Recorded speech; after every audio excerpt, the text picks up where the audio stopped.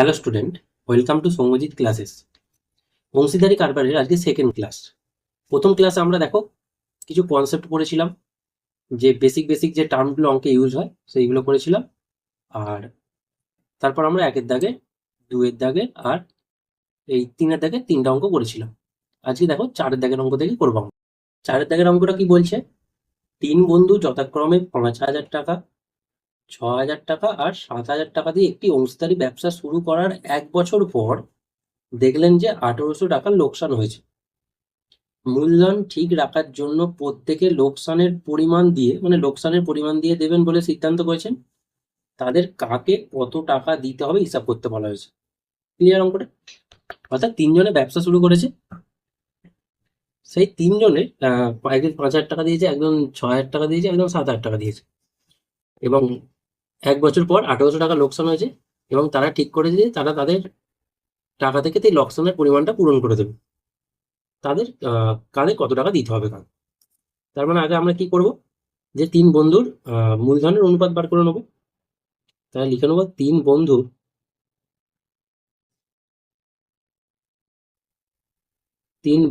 মূলধনের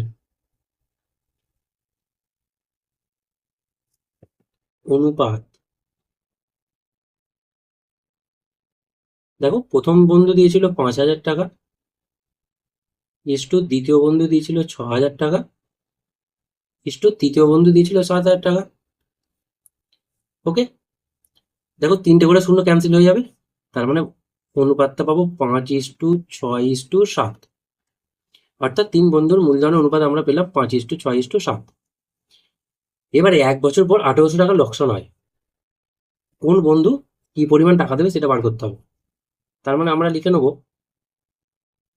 প্রথম বন্ধু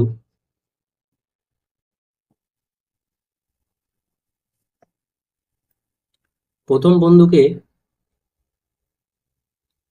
দিতে হবে কত, না 1,800 টাকা লোকসান হয়েছে, গুণ প্রথম বন্ধুর আনুপাতিক ভাগার। অর্থাৎ প্রথম বন্ধুর হচ্ছে 5, অনুপাতের সংখ্যাটা হচ্ছে 5, তার মানে 5-এর নিচে 5+6+7 কত হবে, না 1,800 গুণ 5-এর নিচে 6 5 11 আর 7 হচ্ছে 18। 18 দিয়ে 1,800কে কাটলে 100 হয়। অর্থাৎ প্রথম বন্ধুকে দিতে হবে 500 টাকা। একইভাবে দ্বিতীয় বন্ধুকে দিতে হবে 1,800 গুণ দ্বিতীয় বন্ধুর আনুপাতিক ভাগার, অর্থাৎ 6-এর নিচে 18, 18 দিয়ে কাটলে 100, অর্থাৎ 600 টাকা। আর একইভাবে যদি তৃতীয় বন্ধুকে বার করি আমরা, যে তৃতীয় বন্ধুকে দিতে হবে 1,800 গুণ তৃতীয় বন্ধুর আনুপাতিক ভাগার হচ্ছে 7/18, অর্থাৎ 700 টাকা। ওকে, অর্থাৎ চারের দাগের অঙ্কটা বোঝা গেল, কমপ্লিট হলো চারের দাগের অঙ্কটা। এবার দেখো পাঁচের দাগের অঙ্কটা। বলছে দীপু, রাবেয়া ও মেঘা যথাক্রমে 6,500 টাকা, 5,200 টাকা ও 9,100 টাকা মূলধন দিয়ে একটি ছোট ব্যবসা শুরু করলো। ও ঠিক 1 বছর পরে 14,400 টাকা লাভ হলো। ওই যে টাকা লাভ হলো, অর্থাৎ 14,400 টাকা লাভের 2/3 অংশ তারা সমান ভাগে, অর্থাৎ সমানভাবে ভাগ করবে, এবং বাকি যে অংশটা পড়ে রাখলো তা মূলধনের অনুপাতে ভাগ করে নিলে কে কত টাকা লভ্যাংশ পাবে। অর্থাৎ আগের অঙ্কগুলো যেগুলো বলা হচ্ছিল, দেখো যে ডাইরেক্ট মূলধনের অনুপাতে ভাগ করছিল, কিন্তু এখানে দেখো 14,400 টাকা লাভ হয়েছে, সেই লাভের 2/3 অংশ তারা সমানভাবে ভাগ করবে, আর বাকি যে অংশটা পড়ে আছে সেটা মূলধন অনুপাতে ভাগ করবে। তাহলে কে কত টাকা পাবে হিসাব করতে বলেছে। তারপর আমরা লিখে নেবো দীপু,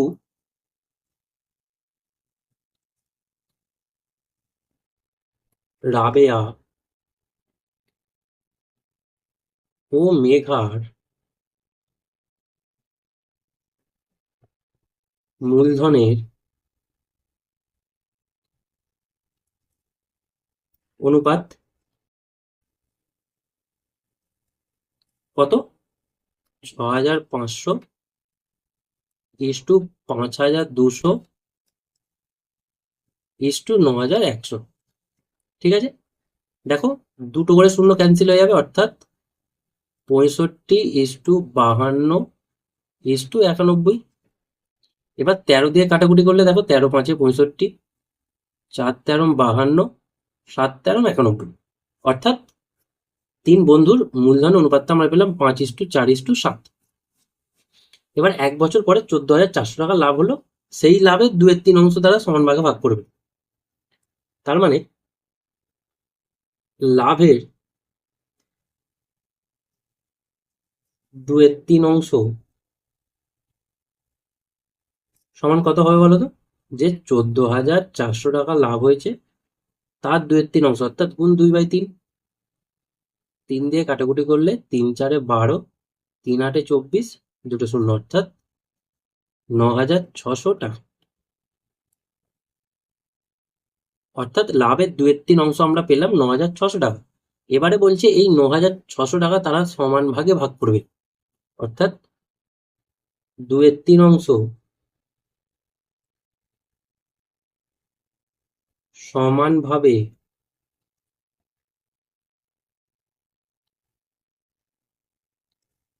ভাগ করলে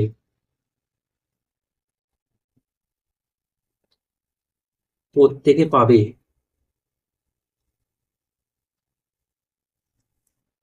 কত বলো তো? যে 2/3 অংশ মানেই 9,600 টাকা বেরোলো, সেটা 3 জনে প্রত্যেকের মধ্যে ভাগ করে নেবে সমানভাবে, অর্থাৎ ভাজিতক 3। তার মানে হচ্ছে 3 3 9, 3 2 6, অর্থাৎ 3,200 টাকা করে প্রত্যেকে পেলো। কত টাকাটা? যে 9,600 যে টাকাটা, সেটা প্রত্যেকে 3,200 টাকা করে পাবে। এবার বলছি বাকি অংশ। বাকি অংশ বলতে অর্থাৎ বাকি অংশটাকে আমাকে বার করতে হবে। বাকি অংশ, বাকি অংশ মানে কত বলো তো? যে 14,400 টাকা লাভ হয়েছিল, সেখান থেকে এই 9,600 টাকাটা ভাগ করে নিয়েছে, অর্থাৎ এটা বিয়োগ করলে হবে, দুটো শূন্য বসে গেল, 6 পর থেকে 4 8 হাতে থাকলো 1, 9 10, অর্থাৎ 4,800 যে টাকাটা পড়ে রইলো, সেইটা তারা এখানে বলেছে দেখো মূলধনের অনুপাতে ভাগ করে নেবে, অর্থাৎ বাকি অংশের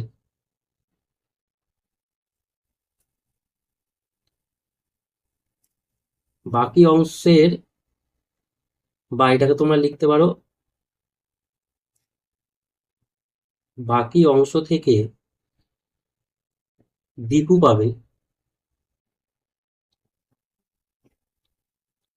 কত? বাকি অংশটা 4,800 টাকা গুণ মূলধন অনুপাতে ভাগ করবে এই যে 4,800 টাকাটা, অর্থাৎ দীপুর আনুপাতিক ভাগার মানে হচ্ছে 5, তার নিচে 5 যোগ 4 যোগ 7, অর্থাৎ 4,800 গুণ 5, এটা যোগ করলে হবে 16, 16 দিয়ে কাটাকুটি করলে হবে 300 48, অর্থাৎ 300। তার মানে 1,500 টাকা এটা পাবে দীপু পাবে। দীপু পাবে 1,500 টাকা বাকি অংশের মধ্যে। কিভাবে তাহলে? বাকি অংশ থেকে কে? রাবেয়া। রাবেয়া কত পাবে বলো তো? যে 4,800 গুণ রাবেয়ার আনুপাতিক ভাগার মানে হচ্ছে 4 এর নিচে 16, 16 দিয়ে কাটলে 300, অর্থাৎ 4 3 1200 টাকা। ক্লিয়ার? একইভাবে মেঘা কত পাবে, বা বাকি অংশ থেকে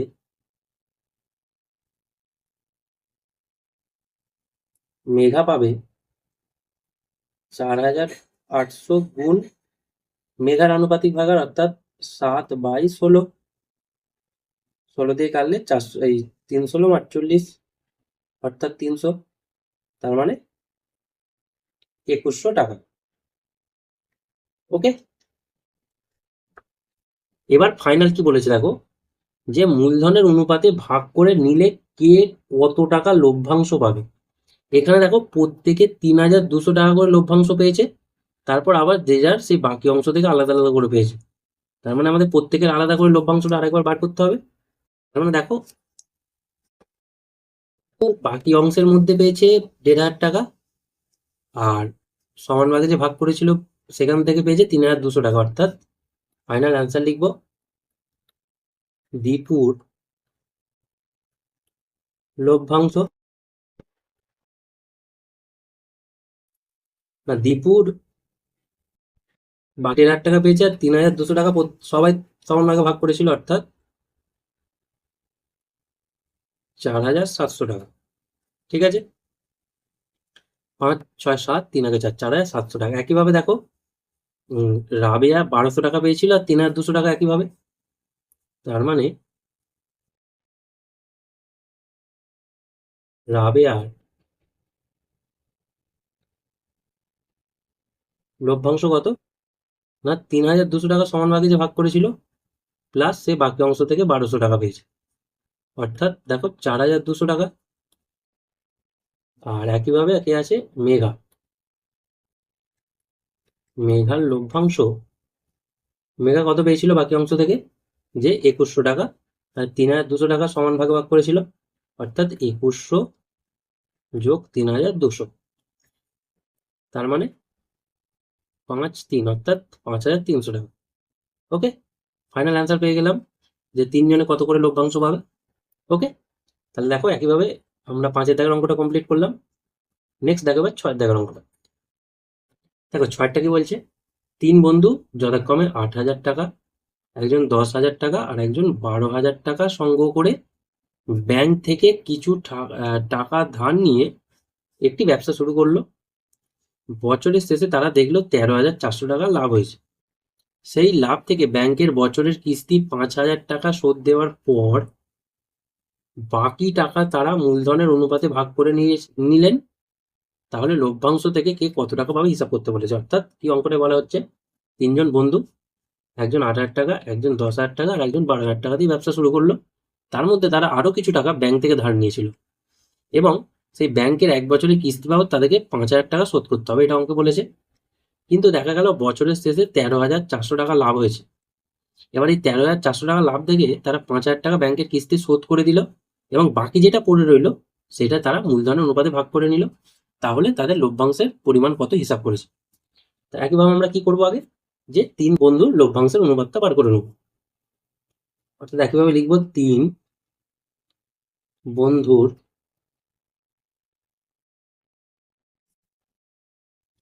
লভ্যাংশের অনুপাত কত? না ৮,০০০ ইস্টু ১০,০০০ ইস্টু ১২,০০০। ঠিক আছে, দেখো ৩টে করে শূন্য কেটে যাবে, অর্থাৎ পড়ে থাকবে ৮:১০:১২। একে যদি আবার ২ দিয়ে কাটো, ২-৪ ৮, ২-৫ ১০ আর ২-৬ ১২, অর্থাৎ তাদের লভ্যাংশের অনুপাতটা এলো ৪:৫:৬। ১৩,৪০০ টাকা লাভ হয়েছে, ৫,০০০ টাকা কিস্তি দিতে হবে। তার মানে আমরা লিখবো কিস্তি বাদে বাকি লভ্যাংশ কত হবে? না ১৩,৪০০ টাকা লভ্যাংশ হয়েছিল, সেখান থেকে ৫,০০০ টাকা কিস্তি দিতে হয়েছে, অর্থাৎ ৮,৪০০ টাকা পড়ে রইল। ঠিক আছে, এবার এই ৮,৪০০ টাকাটা তারা মূলধনের অনুপাতে ভাগ করে নেবে, কে কত টাকা পাবে। তার মানে লিখবো প্রথম বন্ধুর লভ্যাংশ, প্রথম বন্ধুর লভ্যাংশ যে ৮,৪০০ টাকা গুণ প্রথম বন্ধুর আনুপাতিক ভাগার, অর্থাৎ ৪/৪ যোগ ৫ যোগ ৬, তার মানে ৮,৪০০ গুণ ৪/৫ ৪ ৯ আর ৬ ১৫। ঠিক আছে, ১৫ দিয়ে ডাইরেক্ট কেটে দাও, ১৫ হয় ৭৫, ৫ ৪ ৯ পড়ে থাকলো, ১৫ ৬ ৯০, অর্থাৎ ৫৬০। এটা গুণ করলে হবে ০, ৬ ৪ ২৪-এর ৪ হাতে থাকলে ২, ৫ ৪ ২০, ২ ২২, অর্থাৎ ২২৪০ টাকা। ঠিক আছে, একইভাবে দ্বিতীয় বন্ধুর লভ্যাংশ কত হয় বলো তো?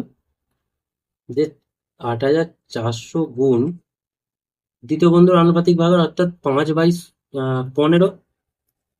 একেবারে 15 দিয়ে কাটলে হবে 560, অর্থাৎ 0, 5 6 30 0 থেকে 3, 5 5 25 3 28, অর্থাৎ 2800 টাকা দ্বিতীয় বন্ধুর লভ্যাংশ। একইভাবে আমরা যদি তৃতীয় বন্ধুর লভ্যাংশ বার করি, তৃতীয় বন্ধুর লভ্যাংশ তার মানে 8,400 গুণ 6/15, 15 দিয়ে কাটলে হবে 560, এটা গুণ করলে হবে 0, 6 4 36 6, হাতে গেলে 3, 6 5 30 আর 3 33, অর্থাৎ 3,360 টাকা। ক্লিয়ার হলো অঙ্ক? ছোট ছোট অঙ্ক, সহজ সরল অঙ্ক, ভালো করে প্র্যাকটিস করে নেবে বাড়িতে। তো এই গেল 6 দাগের অঙ্কটা। নেক্সট এবার দেখো 7 দাগের অঙ্কটা। 7টা কি বলছে? 2 বছরের মধ্যে টাকা ফেরত দিলে কোনো সুদ দিতে হবে না এই শর্তে, অর্থাৎ 2 বছরের মধ্যে টাকা দিতে, এই 2 বছরের মধ্যে যদি টাকা শোধ করে দাও কোনো সুদ দিতে হবে না, এইরকম শর্তে 3জন বন্ধু একটি সমবায় ব্যাংক থেকে যথাক্রমে একজন 6,000 টাকা নিয়েছে, একজন 8,000 টাকা নিয়েছে, আর একজন হচ্ছে 5,000 টাকা নিয়েছে। নিয়ে যৌথভাবে 4টি সাইকেল রিক্সা ক্রয় করলো, অর্থাৎ ব্যবসা শুরু করলো সাইকেল রিক্সা। 2 বছর পর হিসাব করে দেখা যায় সমস্ত খরচ খরচা বাবদ 30,400 টাকা আয় হয়েছে, অর্থাৎ যাবতীয় যা খরচা আছে সেটা বাদ দিয়ে তাদের নিট প্রফিটটা হচ্ছে 30,400 টাকা। তারা কি সিদ্ধান্ত করলো? যে সেই আয় মূলধনের অনুপাতে ভাগ করে নেওয়ার পর প্রত্যেকে নিজ নিজ ঋণের টাকা ব্যাংকে ফিরে দিতে হবে। অর্থাৎ ঋণের টাকা বলতে এই যে প্রথম বন্ধু 6,000 টাকা, 2 বন্ধু 3 বন্ধু 6,000 টাকা, 8,000 টাকা আর 5,000 টাকা নিয়েছিল, সেই যে টাকাগুলো তারা সেই লাভ, যত টাকা লাভ পেলো নিজেদের, সেই লাভ থেকে মিটিয়ে দেবে, অর্থাৎ ফিরিয়ে দেবে। এখন তাহলে কার হাতে কত টাকা থাকবে এবং তাদের হাতে থাকা টাকার অনুপাত কি হবে বার করতে হবে। অর্থাৎ দুটো অঙ্ক দিয়েছে, প্রথম হচ্ছে কার হাতে কত টাকা থাকবে, আর সেকেন্ড হচ্ছে সেই অনুপাতটা, মানে 3 বন্ধুর যে টাকার পরিমাণটা আছে তার অনুপাতটা নির্ণয় করতে বলা হয়েছে। ক্লিয়ার? সহজ অঙ্ক। তারপরে আমরা প্রথমে 3 বন্ধুর মূলধনের অনুপাত বার করে নেব। যে কি লিখবো? 3 বন্ধুর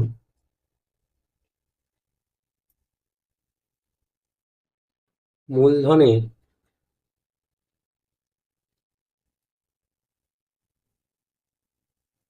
অনুপাত, প্রথম বন্ধুর হচ্ছে 6,000 টাকা, ইস্টু দ্বিতীয় বন্ধুর হচ্ছে 8,000 টাকা, ইস্টু তৃতীয় বন্ধুর হচ্ছে 5,000 টাকা। ঠিক আছে? 3টে করে শূন্য কেটে গেলে পড়ে থাকবে 6:8:5। বোঝা গেল এই পর্যন্ত?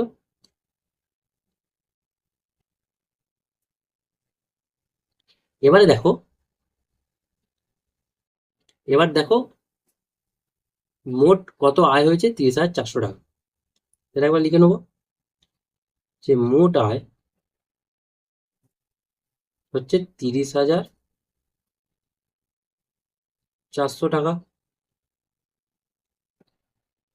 এবারে তাহলে লিখতে হবে সেটা, দেখো এই যে টাকাটা সেটা মূলধন অনুপাতে ভাগ করে নিয়েছে। তারপর আমরা লিখবো প্রথম বন্ধু, প্রথম বন্ধুর লভ্যাংশ কত না, 30,400 গুণ প্রথম বন্ধুর আনুপাতিক ভাগার, অর্থাৎ 6-এর নিচে 6 যোগ 8 যোগ 5, তার মানে হচ্ছে 30,400 গুণ 6-এর নিচে 8 6 14, 14 আর 5 হচ্ছে 19, 19 দিয়ে কাটাকুটি করলে 19 একে 19, কত পড়ে থাকবে যে 11, 19 একে 19, হ্যাঁ 11 পড়ে থাকলো, 11 আর 114, 19 6 114, আর দুটো শূন্য, অর্থাৎ 6 ষোলো 96, 9,600 টাকা প্রথম বন্ধু পাবে। এই যে লভ্যাংশ থেকে 9,600 টাকা প্রথম বন্ধু পাবে। এবার গুণটা দেখে নাও, 19 একে 19, 11 পড়ে থাকলো 4, 114, 19 6 114 আর দুটো শূন্য। ঠিক আছে? একইভাবে দ্বিতীয় বন্ধুর লভ্যাংশ কত হবে? যে 30,400 গুণ দ্বিতীয় বন্ধুর আনুপাতিক ভাগার, অর্থাৎ 8-এর নিচে 19, 19 দিয়ে আবার কাটলে হবে 1600, অর্থাৎ 16 8-এ 128, দুটো শূন্য বসে যাবে, অর্থাৎ 12,800 টাকা। আর তৃতীয় বন্ধুর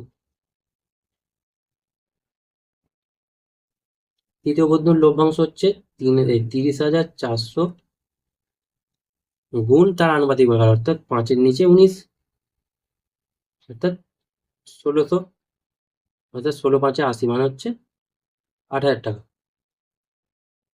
ক্লিয়ার এই পর্যন্ত? এবারে কি বলছে দেখো, এইটা হচ্ছে সেই লভ্যাংশটা তারা পাবে 9,600 টাকা, 12,800 টাকা, 8,000 টাকা। এবারে এই টাকা থেকে তারা যে যার ব্যাংকের ঋণটা মিটিয়ে দেবে। তার মানে ঋণ মেটানোর পর ঋণ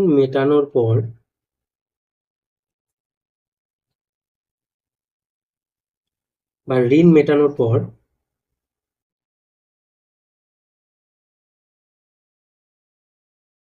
প্রথম বন্ধুর